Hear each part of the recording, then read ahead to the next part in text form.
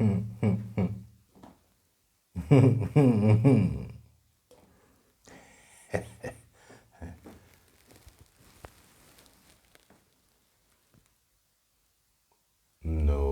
I'm not bored.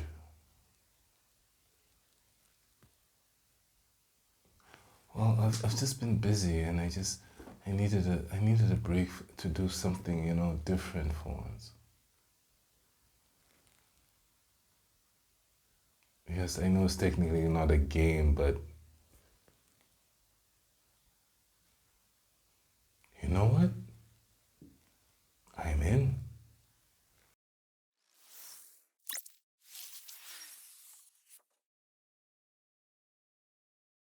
Hey guys, it's me, the Gaming Dr. Mada, and welcome to another episode of my beautiful YouTube channel. And yeah, I have a game that I've wanted to talk about for a while now. And now that I have time, well, some time to do it, I'm willing to share this with all of you today. So today I'm going to talk about a game that was very amazing, underrated, and controversial, surprisingly, despite everything else. And I know you guys are wondering, what game is this? What game am I talking about? Well, I'm about to show you. Talking about the one and only Stellar Blade.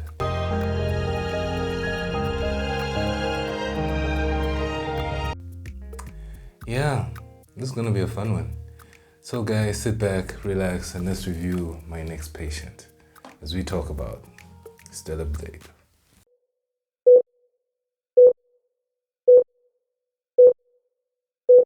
Shift Up Corporation leveled up from humble mobile beginnings to full-blown console glory like a true underdog anime protagonist. Founded in December 2013 by the stylish art maestro Kim Hang-tae. Sorry for the pronunciation. This South Korean game studio first made waves with mobile hits like Destiny's Child. No relation to Beyonce. Sadly. Destiny Child is a spicy gacha RPG that dropped in South Korea in 2016 and went global in 2018, charming players with the flashy battles, vibrant art, and enough characters to start its own anime convention with. And more, if you know the gooners out there. Then came Goddess of Victory, Nikke, a mobile third-person shooter that said, what if waifus, but with guns? And gamers everywhere were like, yes please. With its unique blend of cover-based shooting and eye-catching characters. Nikke quickly carved out a place in mobile gaming history and memes. But wait, there's more. Shift Up has a mysterious new title in the works, codenamed Project Spirits, formerly known as Project Witches, described as a subcultural game. No one knows exactly what this means yet, but it sounded like it's going to be weird, wonderful, and probably have at least one character with magical bazookas. Again. However, Shift Up was like, wait, hold our digital beer, and thought bigger. Hence the beginning of this stellar game. Get it? I'll continue the script now. Stellar Blade's journey has been wilder than a space opera on Fast Forward. It crash-landed onto the scene back in April 2019 under the undercover alias Project Eve, teasing PS4, PC, and Xbox One players like a cosmic flirt. But then, plot twist. In September 2021, it got a glow-up, changed its name to Stellar Blade, and declared its undying loyalty to the PS5, ghosting all other platforms like my actual ex. Ouch. It promised to show up fashionably late in 2023, but fashionably turned into fashionably really late. The official PS5 launch date finally arrived on April 26, 2024. And just when PC gamers had given up hope, boom, in true dramatic fashion, the PC version was confirmed for June 2025. Better late than never, right? And yeah, that's just the beginning of this game that caused a lot of controversy for stupid reasons. And due to those reasons, I feel made it underrated. But that's why I'm here. That's why you need me to diagnose these games, to give them the right, review and all those things that I do to make these games more appealing to at least my Malawian audience and the 26 people or so who watch. But we'll get there, guys. We'll get to 1,000 views. But anyway, let's go on to the presentation of this thing.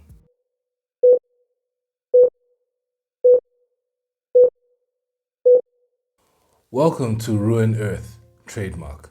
Now with 100% more alien weirdos. In Stellar Blade, humanity's last hope lies in a perfectly sculpted, butt-kicking android heroine, a femme fatale sent from a space colony run by something called Mother Sphere, because nothing says trustworthy AI overlord like that name.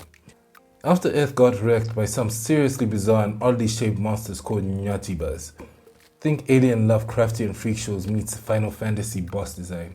Eve drops in as part of the 7th android squad, or, well, what's left of it. You're basically the squad, so yeah, no pressure. On your mission to save humanity and look absolutely fabulous doing it, you'll be joined by Adam, your lore-dumping sidekick and emotional GPS. Then there's Lily, your gear guru, who'll keep your weapons sharp and your wardrobe sharper. Yes, you unlock new outfits. Yes, they are definitely something.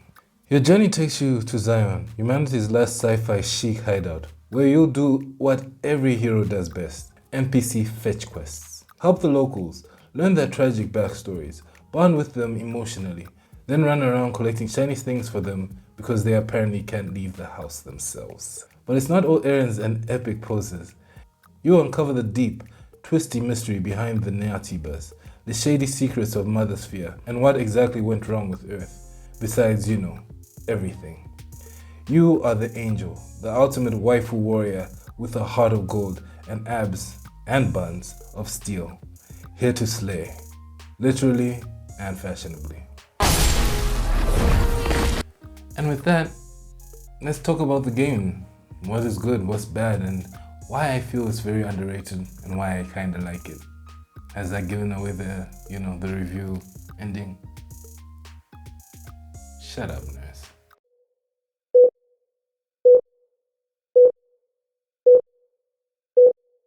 As we go into the signs and symptoms, let us start off with the graphics. This game looks amazing. Smooth graphics and fluid movement. Every movement feels purposeful and well thought of and designed. The world you go through tells a story. The dark shadows of the sewers, the desolate buildings of the desert, and the oasis where you go fishing all give you all the feels the game should. However, there were a few times my PS5 couldn't keep up, here and there, with a few crashes and sometimes playing on lower frame rates. Still, looked pretty damn good. Next we'll talk about the combat. I have to say I was truly impressed. Eve is a monster with her sword. She knows how to fight and combos are so amazing and varied that when I thought I learned everything the game had to offer, it always showed me something new and flashy and just left me drooling for more. It literally was telling me, "You know nothing, Jon Snow." It was a mix of hack and slash with some soul-like components to it. Enemies respawn when you get to rest sites. Some of your healing items also restock too. You're also able to purchase some healing items and weapons such as grenades and mines, but to be honest, Eve is so good at fighting on her own that I barely use those things. Well, besides the healing items, of course. You also have a large skill tree which grows and grows as you level up and progress through the game. A lot of varied skills, from counters to new combo chains and special attacks. You even get a cool rage mode, all Kratos-like, that makes you dominate your opponents like the freaky weird creatures they are. You unlock cores that help shape the playstyle that you want, such as healing when you take down enemies, for example, or a combat boost for a few minutes after taking down your enemies. You also have a droid that follows you around that turns into an awesome fire weapon, with a variety of ammunition that helps Eve really dominate her enemies while she's facing these Nyatibas. My favorite, of course, being the beam cannon, and all the other things that were also pretty good, especially the shotgun. Another thing I should praise this game on are the outfits, and there are a lot of them to unlock. Man, I love the fact that you can unlock these things and not have to pay for suits or locked exclusivity things behind pre-ordered nonsense. Yes, a few suits are locked behind like pre-ordered DLC and all that, but honestly, there are quite a lot of suits and they're super varied, unique, and also very hot. You can also do some silly things like style her hair or give her some glasses or earrings. Other features include photo mode that you can also lose yourself in and allow our well-structured protagonist to show off her beauty and cute charm with fun poses and all. This makes the character really feel like she's yours. Well, not that way, you know what I mean. Like, you get it basically. The final thing I almost glazed over was the music. The song choice in this game is actually quite spectacular, with its fun K-pop inspired themes. The first time I played this game and I heard this song,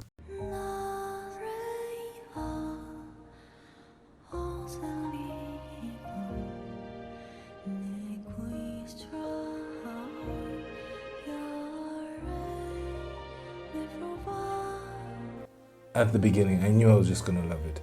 I'll find myself humming and singing along with the 4 words I managed to memorize from the song. Music makes games even more memorable. It's something that we can all understand and set the tone of the game a person is playing. They made every encounter and every environment more memorable. Now we move on to the negatives. Again, the story, though decent, didn't really hit me as hard as I would have liked it to. More story about what was happening in Zion should have been explored. There are times where you collect a lot of data logs that help you learn more about the game, which I do enjoy, but there was a point I kind of got tired of reading. Like, you could literally write a book with all these logs you find. Also, the plot twist at the end just felt very out of left wing, which was also surprising but felt a little unearned.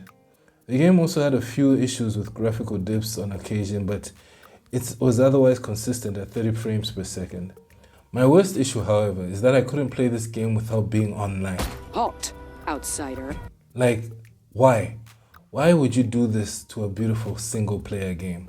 I was able to start the game initially without the internet connection, but after an update, nope, couldn't do it. I couldn't load my single-player game. This is nonsense. How dare you hold this awesome game away from someone with some sketchy internet? Because honestly, I'm in Malawi. I can't really enjoy internet all the time. So please keep that away from single player games. So I will ask you nicely, please don't get in my way. Now let me address something. The main issue everyone on the internet went crazy about. Yes, the girl is hot, or as Derek Zoolander would say, really ridiculously good looking. Which is controversial because apparently she is over-sexualized. Really, guys, I have seen Megan Thee Stallion bare her cheeks in a music video, but lo and behold, a sexy video game character comes up and makes you question the morality of mankind. Yeah, I have to say this. There's no problem having a character that you feel will interpret your story. Many characters who are even male get this same treatment. Look at Kratos, Berserker Kazan, and so many others. Let us just calm down and just enjoy a game. If you don't want to play games with super hot people, I'm sure Neil Druckmann is working on something you would enjoy. Anyway, with that epic burn, let's move on to my diagnosis.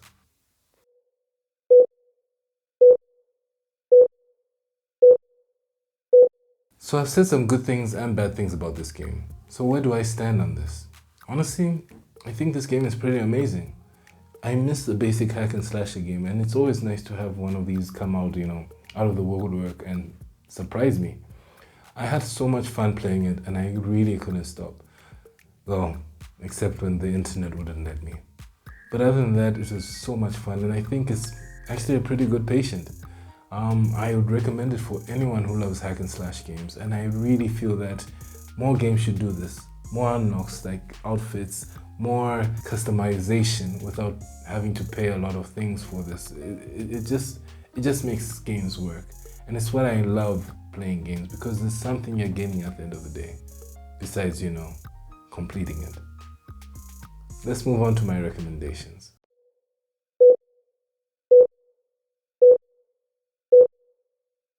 For my recommendations, please, and I say this again, stop making single player games require online connectivity to actually access them. It will ruin your game, it ruins the fun, it ruins the immersion. I mean, I understand because, you guys don't want to have people hack your games, and there was that whole thing about changing the outfits, but still, guys, this was a fun game on its own. You didn't need the connectivity to the internet to slow you down.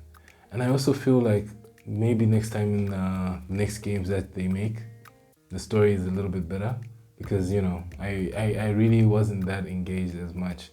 I feel Mother Sphere could have played a lot more, of a direct role than actually just being this mystical thing that you find at the end of the game. And yeah, a few other things that I will not spoil. But besides that, that's my review, guys. And if you want more gaming knowledge on other things, why not go check out What Culture Gaming, as well as the other things. Go join Jules and his bald head as he does his choose your own adventures and many other things, both on What Culture and anywhere else he is. And yeah, even Simon, Simon Miller, love that guy.